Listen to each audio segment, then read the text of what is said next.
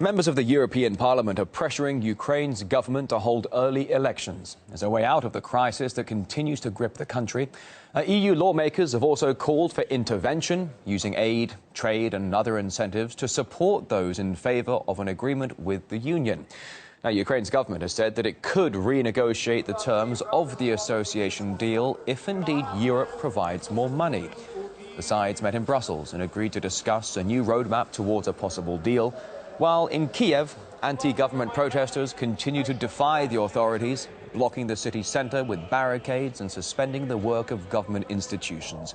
And as RTs Aleksey Yaroshevsky reports, it's not only causing chaos on the streets, but also taking a big chunk out of the country's economy.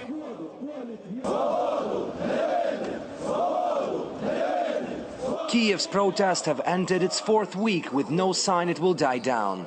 The recent attempt by police to clear the streets proved fruitless and have only hardened the people's resolve. It took the protesters only several hours to rebuild the barricades, which the police had taken down in a matter of minutes. And now they're even bigger than before. The blockade has existed for almost 2 weeks now. And not only it creates something of a traffic nightmare for the locals, but also, as the government claims, it cripples the country's economy. Because of governmental buildings being under siege, Ukraine's prime minister says the country is still without a set budget for next year. We're drafting the budget for next year, and the parliament should have an opportunity to work on it. The protests are disrupting many social projects like road construction and metro expansion, which Kiev badly needs.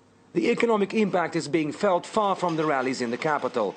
At one of the country's leading winemaking factories, 1,000 kilometers away from the scenes playing out in Kiev, times are tough. What's going on in Kiev is complete chaos, and it's causing serious economic damage to state enterprises like our vineyard. Our export license has expired because work in the public offices in the capital was disrupted by the protest. We were unable to export 5 trucks of wine to Russia and lost 250,000 euros. And now our contract with Russian importers for the next year is up in the air because they doubt our reliability. And that's happening to a country already on the verge of economic collapse, with an external debt of $136 billion and what is widely seen by economists as a pre-default level. Standard & Poor's have recently warned if the violence continues, they'll need to lower Ukraine's credit rating even further. Unless the country gets a large injection of cash from somebody over the next 6 months at the latest, maybe even sooner, then they will default. Revolution, down with the government, Yanukovych to prison. That's what we've been hearing at the Kiev protests for weeks. But a possible default or economic collapse is not the talk of the town behind the barricades. Aleksey Yaroshevsky, RT, reporting from Kiev in Ukraine. And police in Kiev had previously attempted to clear the streets of protester camps to make way for traffic in the city centre. Though the move sparked criticism from foreign politicians. Washington's going as far as threatening sanctions against Ukraine's government.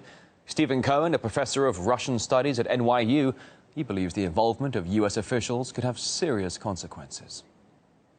I'm not surprised, but I am disgusted that members of the United States government are standing in Kiev at a very dangerous and fateful moment for Ukraine, addressing crowds of protesters as though they, State Department officials of the United States, are the leaders of this opposition. In effect, they're contributing to the tensions in the streets. And I feel that if there's more violence, that these American officials and also the European Union representatives are there, that the people, the bosses, the governments that sent these representatives from other countries to Kiev are going to have some blood on their own hands. I think it's a very, very bad idea. And we are closely following the situation in Kiev. On our website, we've got a live timeline of the events surrounding Ukraine. Just head over to RT.com for the very latest.